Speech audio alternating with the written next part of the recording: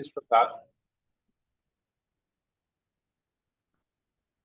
कृष्ण भावना भावित होके कर्म करना है, कृष्ण किस प्रकार इंस्ट्रक्शन दे रहे हैं अर्जुन को, सिखा रहे हैं।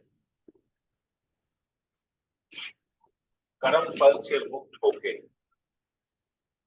कर्म फल में आसक्त हुए बिना भगवान बता रहे हैं कर्म एकदम स्ट्रेट फॉरवर्ड इंस्ट्रक्शन है। भगवान कहते हैं तुम केवल अपने,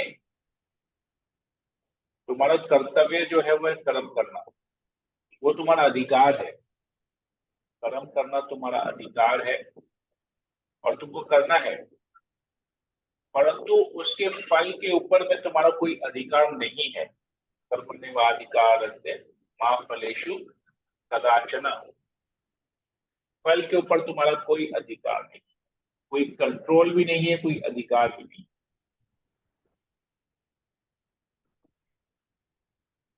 भगवान कहते कि सब कुछ मेरे लिए करो, योग योग में करो, योग सिद्ध होके करो।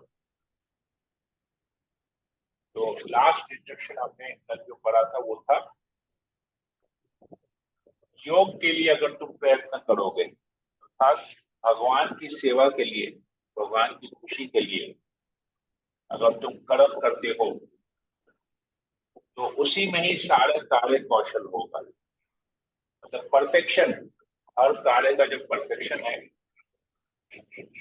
वो तभी होगा जब हम लोग भगवान के लिए कर्म करते हैं। भगवान के लिए कर्म करना मतलब योग करना, या योग करना मतलब भगवान के लिए कर्म करना। तो अगर कोई भी योगा प्रैक्टिस अगर आपको भगवान के साथ नहीं जोड़ता है तो वो योग नहीं है। भगवान के साथ उस कार्य को अगर हम भगवान के साथ जोड़ता है तभी वो। तो यहाँ तक हमने पढ़ा था 50 नंबर श्लोक तक, और आज हम लोग इसमें आगे बढ़ेंगे। चक्षुरुन्मीलितं तस्मै श्रीगुरुवे नमः। नमो विष्णुपादाय कृष्णप्रेष्ठाय भूतले श्रीमते भक्तिवेदांत स्वामी निधि नामिने नमस्ते सरस्वती देवे गौरवाणी प्रचारिणे शेषदेशपालिने। हे कृष्ण करुणा सिंधु दीनबंधु जगत्पते गोपेश गोपीकांत कांचन गौरांगी राधे वृंदावन। कल्पतरुभ्यश्च कृपा सिन्धुभ्यैव पतितानां पावनेभ्यो वैष्णवेभ्यो नमः। जय श्री कृष्ण चैतन्य श्री अद्वैत गदाधर शिवासादि गौर भक्तवृंद। हरे कृष्ण कृष्ण कृष्ण हरे हरे, हरे राम जय। ओम नमो भगवते वासुदेवाय। ओम भगवते वासुदेवाय। ओम नमो भगवते वासुदेवाय।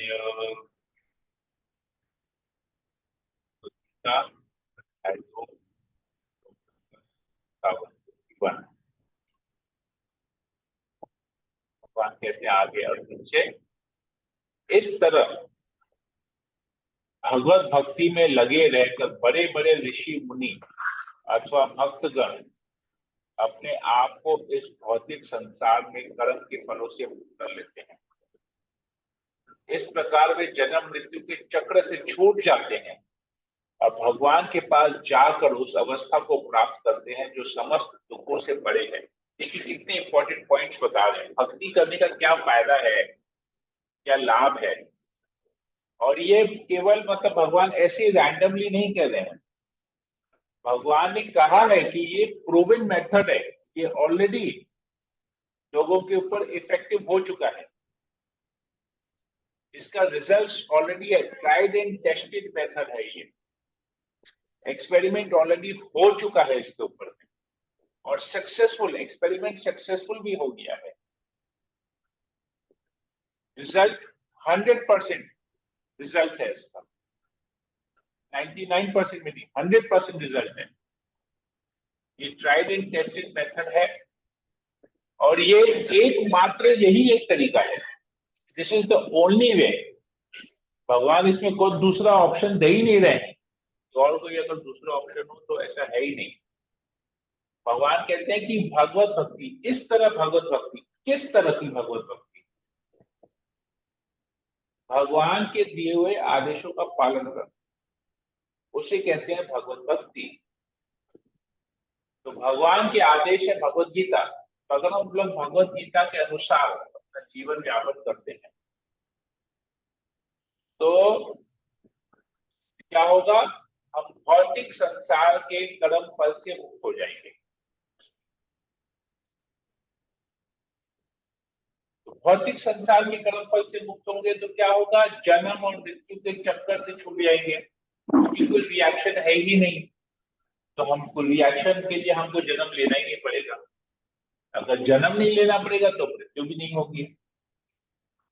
तो जन्म मृत्यु के चक्कर से छूट के कहाँ जाएंगे? कहते हैं भगवान के पास जाएंगे। और भगवान के पास जाके क्या करेंगे? हमको क्या फायदा होगा भगवान के पास जाके? कहते हैं वहां पर समस्त दुखों से परे आप हो जाएंगे। मतलब वहां दुख है ही नहीं। भगवान के पास जाने से वहां दुख है ही नहीं, केवल आनंद ही आनंद। मतलब सुख भी नहीं है। अगर दुख नहीं है तो सुख भी नहीं है, क्योंकि सुख और दुख जो है इंद्रियों के लेवल पे है, भौतिक जगत के इंद्रियों के लेवल पे है। पर वो आध्यात्मिक आनंद है, ये इंद्रियों के कई ऊपर है। ये तुच्छ है। हम लोग जो भौतिक जगत का सुख का अनुभूति करते हैं ये तुच्छ है। This is nothing compared the bliss in spiritual world. आध्यात्मिक जगत के आनंद की तुलना में ये कुछ नहीं है इस भौतिक जगत का। तो सोचिए, भौतिक जगत का सुख तुच्छ होने के बावजूद भी हमको आकर्षित करता है। ये भौतिक जगत का सुख तुच्छ होने के बाद भी हमको आकर्षित करता है। तो सोचिए, जो भगवान का आध्यात्मिक जगत है, जो परम आनंद हमको दे सकता है, अगर उसका टेस्ट हमको थोड़ा सा भी उसका टेस्ट आ गया उस आनंद का, तो हम दोबारा इस भौतिक जगत के सुख में, हमको इस भौतिक जगत का सुख समझ में ही नहीं आएगा। टेम्पोररी चीजें समझ में नहीं आएंगी। परमानेंट का अगर हमको टेस्ट मिल जाए। इसके ऊपर भी एक श्लोक भी आता है, पढ़ेंगे। भगवान कहते हैं इसके ऊपर में कैसे ये होता है, ये संभव कैसे है, इसको प्रभुपाद के एग्जाम्पल से भी समझाते हैं और भगवत गीता में एक श्लोक भी आता है। तो आगे इसमें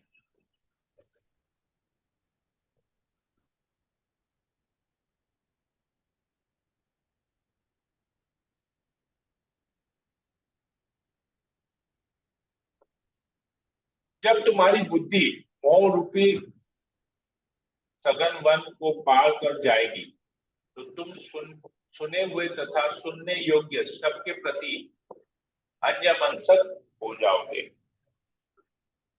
तो ये बुद्धि, बुद्धि कितना स्ट्रांग है। बुद्धि कहता है कि जब बुद्धि ये सघन वन को पार कर जाएगी, ये जो भौतिक जगत है, ये जो मोह है, ये सघन वन मतलब एक बहुत घना जंगल, डेंस फॉरेस्ट। डेंस फॉरेस्ट में ना हमको बहुत चीज आकर्षित करता है। वहां के पेड़ पौधे, वहां पर जो बटरफ्लाईज होते हैं, वहां जो इंसेक्ट्स होते हैं, वहां जो पक्षी होते हैं, हमको सब कुछ बहुत अट्रैक्टिव लगता है। जिसको हम लोग बोलते हैं the variety of flora and fauna. वहां की वनस्पतियां, वहां के फूल, वहां के फल, सब कुछ बहुत अच्छा लगता है। और ये सब मोह है। मनुष्य वन में एंटर करता है तो ये भूल जाता है कि इस वन से बाहर निकलना है। वो इस वन के चीजों को देख के इतना आकर्षित हो जाता है, उसे लगता है बस मैं यहीं पर ही रह जाऊं, यही सब कुछ। Wow, what a natural beauty. ये प्रकृति की सुंदरता, दिल करता है यहीं पर ही बस जाए। वो हम बस नहीं, भूल जाते हैं कि उस जंगल में जंगली जानवर भी होते हैं। जो हमको वहां बसने नहीं देंगे। क्या पता रात को सोएंगे, खत्म, सुबह और उठ भी नहीं। तो यही प्रॉब्लम है हमारे इंद्रियों का, यही प्रॉब्लम। थोड़ा सा भी कुछ देखे नहीं तो मोहित हो जाते हैं। तो इस मोह के सघन मन को पार करना है, मतलब अपने आप को इस देहात्म बुद्धि से ऊपर उठाना है। शरीर के लेवल पे नहीं, भौतिक स्तर पे नहीं, आध्यात्मिक स्तर पे हमको सबकी जरूरत है। तभी हम अन्य मनसक हो सकेंगे।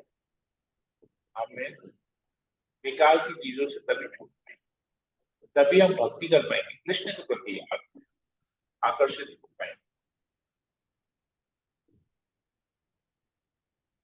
आगे कहते हैं, जब तुम्हारा मन वेदों की अलंकारमय भाषा से विचलित न हो और वह आत्म साक्षात्कार की समाधि में स्थिर हो जाए, तब तुम्हें दिव्य चेतना प्राप्त हो जाएगी। तो वेदों की अलंकारी मई भाषा, तो हमने डिस्कस किया था, चर्चा किया था इसके ऊपर में कि वेदों की अलंकारमय भाषा क्या है। सीजन सीजन के हिसाब से देवी देवताओं की पूजा करना, कि ये अगर हम इस समय देवी देवता की इस विशेष देवी देवता की पूजा करेंगे तो हमको उसका फल मिलेगा। या सदियों से चला आ रहा जो हमारे परिवार का ये परंपरा है, उस परंपरा को हम पालन करते हैं। बहुत सारे एग्जाम्पल थे, जैसे अभी हमने रिसेंटली डिस्कस किया था, सावन का महीना है तो लोगों को शिव जी को जल चढ़ाना है। शिव जी को जल चढ़ाने से क्या होगा? शिव जी की कृपा मिलेगी। गणेश चतुर्थी में गणेश जी को लड्डू भोग लगाना है। मंगलवार को हनुमान जी को सिंदूर लगाना है। शनिवार को दुर्गा की, काली की पूजा करनी है। तो ये सब करेंगे तो हमको ये लाभ होगा, ऐसा देश, ऐसा करना चाहिए, ऐसा करना चाहिए, पुण्य है। ये अलंकार में ही भाषा है। व्रत रखना है, इसके लिए व्रत रखना, संतोषी माता का व्रत रखना है, ये करना है, वो करना है। ये अलंकार में ही भाषा है।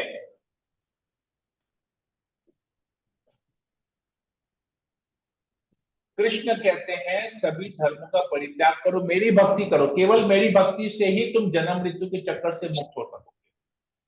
और हम क्या करते हैं? कृष्ण की भक्ति कर रहे हैं, अभी हम तो इतने एडवांस्ड हो गए हैं, अभी हमारा बुद्धि इतना ज्यादा चलने लगा है, भगवान से भी ज्यादा बुद्धि हमारा चलने लगा।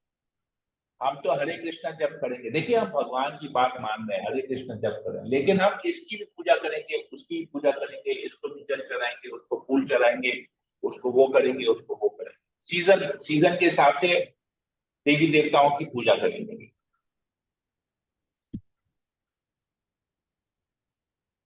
हम तो अपना सारा कार्य, प्रभु जी हमने 16 माला जप कर लिए, मंगल आरती कर लिए, क्लास अटेंड कर लिए, भागवत पढ़ लिया, अब हमारे पास समय है, हम अब जा रहे हैं देवी देवता की पूजा करना।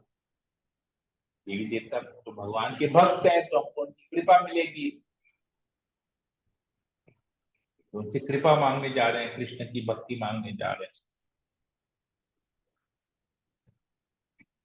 तो देवी देवता की अगर पूजा नहीं करेंगे तो क्या कृष्ण भक्ति नहीं मिलेगी? गुरु की कृपा से तो कृष्ण भक्ति मिल रही है। चैतन्य महाप्रभु कहते हैं, ब्रह्मांडे भ्रमिते भ्रमिते कोनो भाग्यवान जीव, गुरु कृष्ण कृपाए पाए भक्ति लता बीज।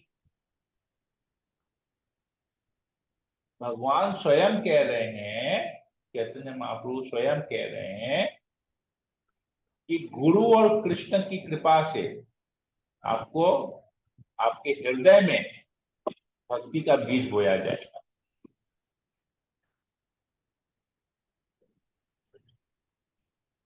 तो ये सब अलंकारमयी भाषा है, हमको समझना पड़ेगा। गीता में भगवान स्पष्ट बता रहे हैं, लेकिन हम क्या हो रहे हैं? इससे विचलित हो रहे हैं। क्यों? वर्षों से करते हुए आ रहे हैं, सदियों से करते हुए आ रहे हैं, परिवार से परंपरा है, करते हुए आ रहे हैं। इसके मुंह से सुने हैं, उसके मुंह से सुने हैं, ऐसा सुने हैं, वैसा सुने हैं। तब कृष्ण के मुंह से भी सुन लीजिए कि ये वेदों की जो अलंकारमयी भाषा है, ये विचलित करती है हमको, हमारे भक्ति से हमको दूर लेके जाती है, ये विचलित करती है भक्ति के पथ से। तो हमको विचलित नहीं होना है, हमको भक्ति के पथ से विचलित नहीं होना है।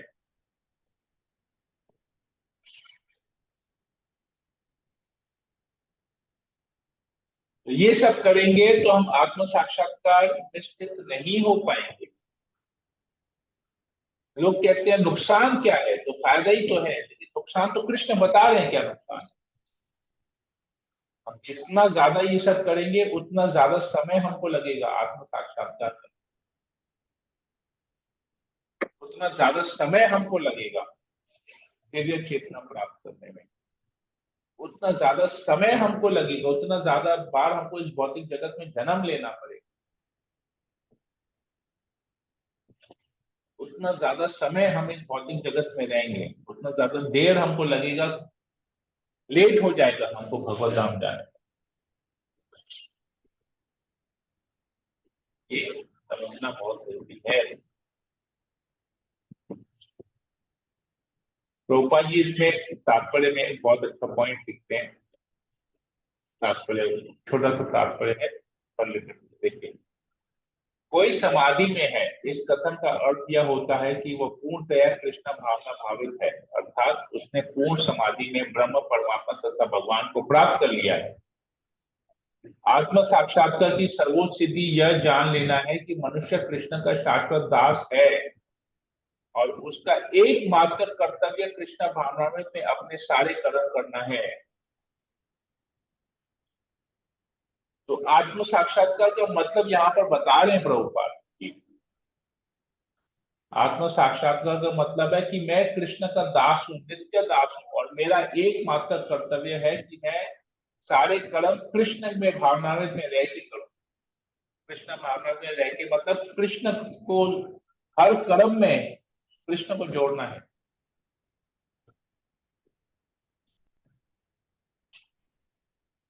कृष्ण भावना भावित व्यक्ति या भगवान के एक निष्ठ भक्त को न तो वेदों की अलंकारमयी वाणी से विचलित होना चाहिए, न ही स्वर्ग जाने के उद्देश्य से सकाम कर्मों को प्रवृत्त होना चाहिए।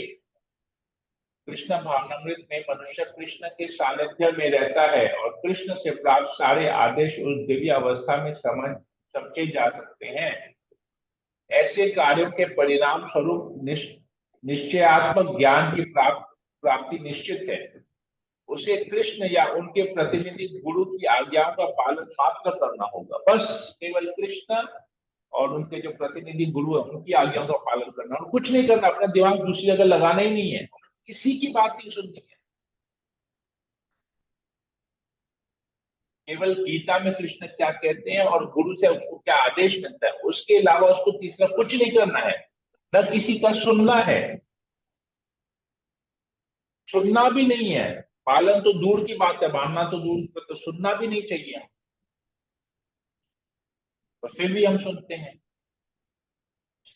दूसरों को प्रचार करने के चक्कर में खुद के ऊपर वो लोग हमको प्रचार कर देते हैं।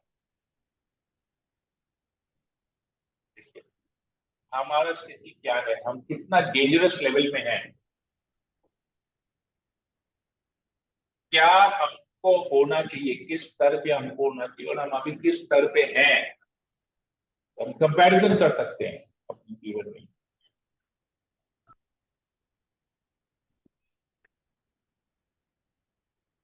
अगर हम कृष्ण भावना भावित वाकई में अपने आप को भक्त समझते हैं, कंठी धारण कर लेते हैं, वैष्णव तिलक लगाते हैं, तो हमको भगवान का एकनिष्ठ भक्त होना पड़ेगा, केवल दिखावा से नहीं, वास्तव रूप में। कुछ और नहीं सोचना है हम,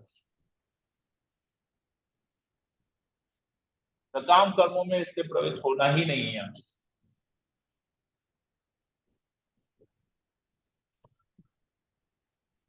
हम जब, हाँ, कि हमारा बुद्धि ऐसा है कि हम जब किसी देवी देवता की पूजा करते हैं तो हम उसको कृष्ण के साथ जोड़ नहीं पाते।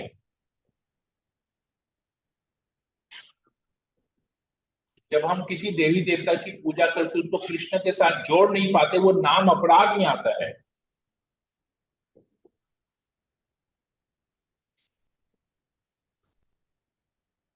आप लोग नाम अपराध पढ़े हैं? नाम अपराध, 10 नाम अपराध।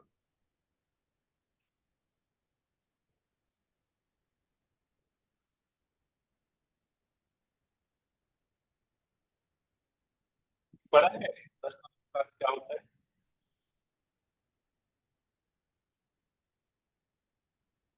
क्या बात है, जो जिनका दीक्षा वो लोग भी नहीं पढ़े हैं क्या? हाँ प्रभु जी, पढ़ा हुआ है सब। हाँ, पढ़े हैं, एक जन नहीं खाली बोला पढ़े हैं, और किसी ने नहीं पढ़ा है? तो दीक्षा, दीक्षा लेने के लिए तो ये प्रश्न है, 10 नाम अपराध तो बताना पड़ता है, नहीं तो इससे तो दीक्षा नहीं होगा, दीक्षा रिजेक्ट हो जाएगा अगर आपको 10 नाम अपराध नहीं पता। 10 नाम नहीं प्रभु जी, अपराध में पढ़े हैं। दूसरा दूसरा नाम अपराध है कि अगर पढ़े हैं, हम पढ़े हैं। देवताओं को हम्म। देवताओं को भगवान के तुल्य या भगवान से अलग समझते हैं, अलग इन द सेंस कि भगवान से हट के समझते हैं, कि वो लोगों का अपना एक पोजिशन, भगवान के साथ वो लोग जुड़े हुए नहीं है, तो ये नाम अपराध में आता है। इंडिपेंडेंट, स्वतंत्र समझना, देवताओं को भगवान से स्वतंत्र समझना या देवताओं को भगवान के समान समझना, ये दूसरा नाम अपराध है।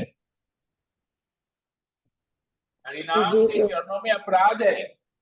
तो आज जब हम किसी देवी देवता की पूजा, सेवा पूजा करते हैं, तो क्या हम में इतना बुद्धि है कि हम उसको कृष्ण के साथ जोड़ देंगे, उनको देख के कृष्ण की स्मृति हो रही है?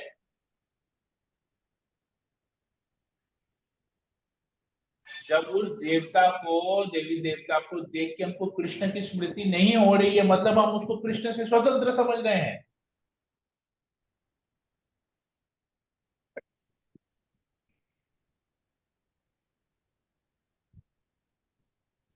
ये बहुत सूक्ष्म है, वेरी सटल, समझना पड़ेगा।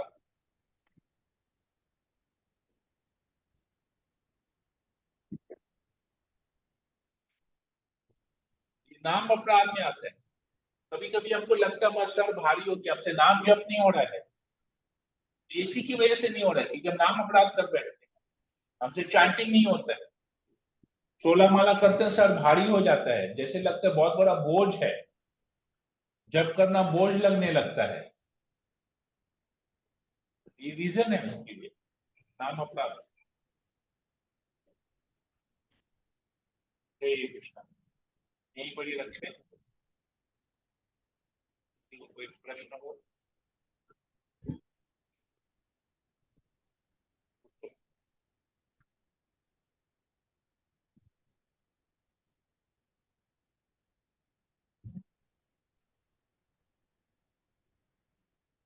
प्रश्न है किसी को?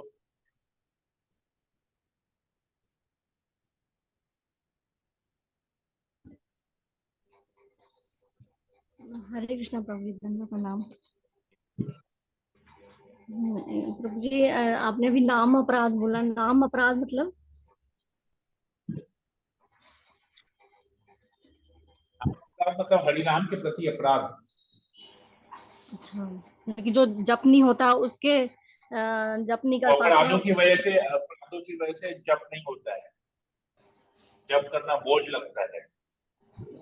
10 नाम अपराध है जिससे हमको बचना चाहिए। बहुत लोगों का जप छूट जाता है नाम अपराध की वजह से, वो लोग नाम अपराध करते हैं, कभी जप छूट जाता है, जिंदगी में जप नहीं कर पाते। 1 माला दो, 16 माला वाले गिर जाते हैं, 4 माला, 8 माला, 1 माला, 2 माला। क्यों? हमको लगता है कि हमारे सामने परिस्थिति ऐसा है कि हम अभी बहुत बिजी हो गए हैं, बहुत घर का प्रेशर है या काम का प्रेशर है। वो नहीं है, वो भौतिक दृष्टि से है। भौतिक दृष्टि से देखेंगे तो काम का प्रेशर है, आध्यात्मिक दृष्टि से देखेंगे नाम अपराध कर बैठे हैं जिसके वजह से अभी जप नहीं कर पा रहे हैं। ये सब ख्याल मन में आ रहे हैं कि हम बिजी हो गए हैं, हम व्यस्त हो गए हैं, इसलिए हम जप नहीं कर पा रहे हैं। दिमाग में 10 बातें चलती है, भौतिक जगत की बातें चलती है, ये वास्तव में नाम अपराध है। हरिनाम के प्रति हमने अपराध किया है, जिसकी वजह से हम हरिनाम की कृपा हमसे छिन गई है। हरिनाम की कृपा हमारे पर नहीं है अभी, इसलिए जप नहीं कर पा रहे। नाम नामकारी बहुधा निज सर्वशक्ति तथा अर्पिता नियमित स्मरण काल। शिक्षाष्टकम में आता है, तो कहते हैं, महाप्रभु कहते हैं कि भगवान के नाम में भगवान की पूरी शक्ति है। नाम नामाकारी बहुधा निज सर्वशक्ति, भगवान के नाम में भगवान की पूरी शक्ति है। तो भगवान का नाम और भगवान अभिन्न है। लेकिन जब हम हरिनाम के चरणों में अपराध करते हैं, मतलब भगवान के चरणों में अपराध करते हैं, तो हरिनाम की कृपा हमसे छीन ली जाती है। हमको और हरिनाम की कृपा नहीं मिलती है, जिसके समान जब खत्म हो जाता है।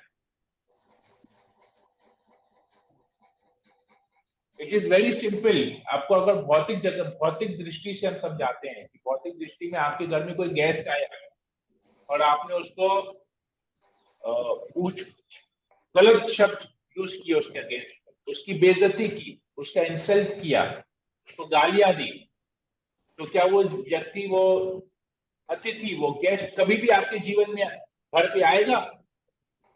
कभी नहीं आएगा। तो ये सेम चीज है हरिनाम के प्रति। हरिनाम के चरणों में अगर आपने अपराध कर लिया, 10 तरह के नाम अपराध आते हैं, तो इसमें से कुछ भी आपने अपराध कर लिया तो हरिनाम आपके जबान से निकल जाएगी, नाम की कृपा आपको नहीं मिलेगी, आप जब नहीं कर पाएंगे, जब खत्म हो जाएगा। तब फिर भौतिक जगत में इतने व्यस्त हो जाएंगे तो हरिनाम नहीं कर पाएंगे। ये उल्टा है, लोग समझते हैं हम बिजी हो गए हैं, हमारा प्रेशर बढ़ गया, लेकिन नहीं, प्रेशर तो, काम तो पहले भी था, अभी भी है। हरिनाम की कृपा हमसे छीन ली गई, हरिनाम की कृपा हमको नहीं मिल रही है, और इसलिए हम भौतिक जगत में व्यस्त हो गए, नाम जप नहीं कर पा रहे, कृपा नहीं है। राइट? समझ में आया माता जी? जी जी प्रभु जी। अगर हर जाप नहीं कर पाएंगे तो हर कृपा नहीं मिलेगी, तो बाकी चीजें भी सब छूटती जाएंगी धीरे धीरे। सब कुछ छूट गया। इससे बहुत बहुत केयरफुली, वैष्णव में बहुत केयरफुल डीलिंग करना पड़ता है, जिससे नाम अपराध नहीं हो। नाम अपराध में सबसे पहला अपराध है कि उन वैष्णवों के चरणों में अपराध करना जो कि अपना जीवन कृष्ण भावना भावित का प्रचार करने, नाम प्रचार करने में अपना जीवन दे दिया है। उन लोगों के लिए अगर कुछ अपशब्द कहेंगे तो ये सबसे पहला अपराध है, अर्थात भक्तों की निंदा करना। ये सबसे पहला, ये वैष्णव अपराध, नाम अपराध दोनों में आता है, भक्तों की निंदा करना। वैष्णव निंदा 1 नंबर नाम अपराध है, फर्स्ट नंबर। दूसरा नंबर है देवताओं के भगवान के अलग समझना या समान समझना, स्वतंत्र समझना। देवताओं को भगवान से स्वतंत्र समझना या भगवान के समान समझना। तीसरा नाम अपराध है गुरु की आज्ञा का उल्लंघन करना, ये तीसरा नाम अपराध है। चौथा नाम अपराध है शास्त्रों की निंदा करना। पांचवा नाम अपराध है हरिनाम, हरिनाम की जो महिमा है उसको काल्पनिक समझना, ये पांचवा नाम अपराध। छठा नाम अपराध है कि अपने हिसाब से हरिनाम की परिभाषा करना। हरिनाम का मतलब ये है, हरिनाम का मतलब ये है, ऐसा है वैसा, अपने हिसाब से। सातवां नाम अपराध है कि पाप करना, हरिनाम करना और साथ साथ पाप करना, कि अरे हम तो हरे कृष्ण महामंत्र जप कर रहे हैं ना, ये गलत काम करते हैं, जब करेंगे नाम हमारा पाप जो कर जाएगा, ये नाम अपराध है। हरिनाम के बल पे पाप करना, ये नाम अपराध है। जैसे लोग बोलते हैं ना, हम इस पोस्ट पे हैं, हम इस पोस्ट पे, हम यहाँ पर कुछ भी किसी को भी कुछ भी करेंगे ना, हमको कोई फर्क नहीं पड़ेगा कि हम इस पोजीशन पे हैं। ये भौतिक जगत का सोच, लेकिन पाप तो पाप ही होता है। तो हरिनाम के बल पे कि हम जब कर रहे हैं, हम भक्त हैं, हम वैष्णव हैं, हम किसी को भी कुछ भी बोलेंगे, हमको कुछ नहीं होने वाला। नहीं, हरिनाम के बल पे पाप करना ये नाम अपराध है। हरे कृष्णा महामंत्र का जप करना साधारण कर्म कांड, जैसे वैदिक में दिया गया ना, यज्ञ करना चाहिए, अगर साधारण यज्ञ समझेंगे उसको, हरिनाम जप करना, हरिनाम बहुत ऊपर है, यज्ञ से कहीं ऊपर है, कर्म कांड से कहीं ऊपर है।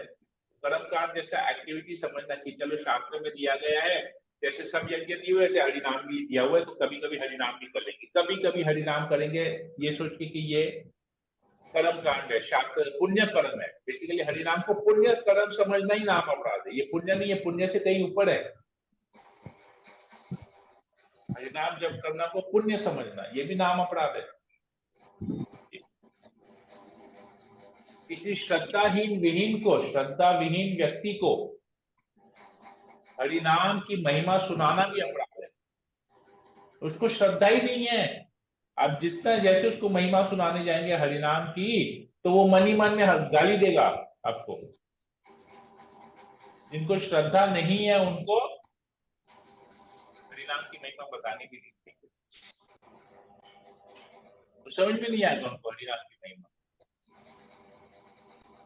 और फिर हरिनाम के ऊपर भी श्रद्धा नहीं होना, और हरिनाम करते करते भौतिक चीजों के प्रति भी आसक्ति बनाए रखना। सोचिए, हरिनाम के प्रति एक तो पूर्ण श्रद्धा नहीं है, हमको बोला गया बोल के हम कर रहे हैं, और हरिनाम करते करते जब हम भौतिक चीजों के प्रति भी आसक्ति बनाए रख रहे हैं, ये 10वां नाम अपराध है। हरिनाम किया जाता है ताकि हम भौतिक चीजों से हमारी आसक्ति कट जाए, लेकिन इधर आसक्ति नहीं, आसक्ति बनाए रख रहे हैं और हरिनाम भी किए जा रहे हैं।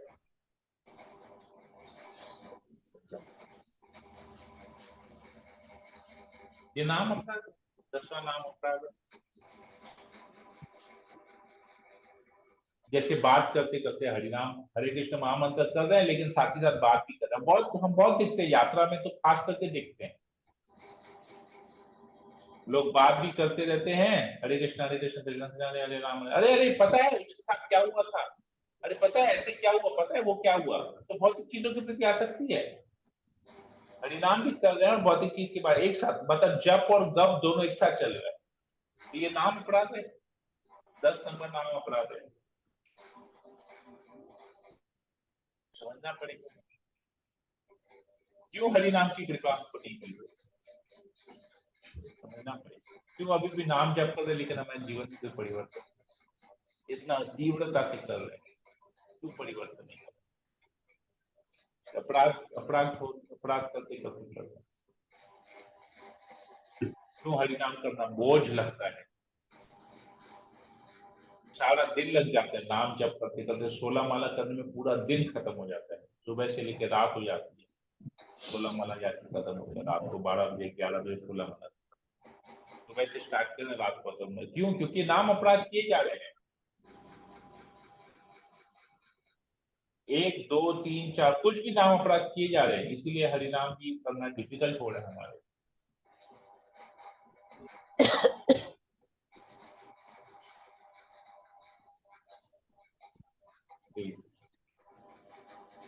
क्लियर है आशा? जी प्रभु जी। बाकी सबके लिए भी क्लियर है नाम अपराध? जी प्रभु जी। जी प्रभु जी। जी प्रभु जी। और किसी को कुछ पूछना है, कुछ बोलना है? हरे कृष्णा प्रभु जी।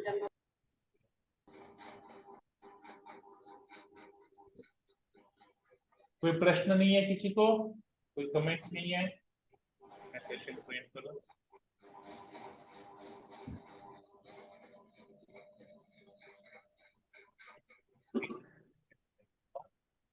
हरे कृष्णा कृष्ण कृष्ण हरे राम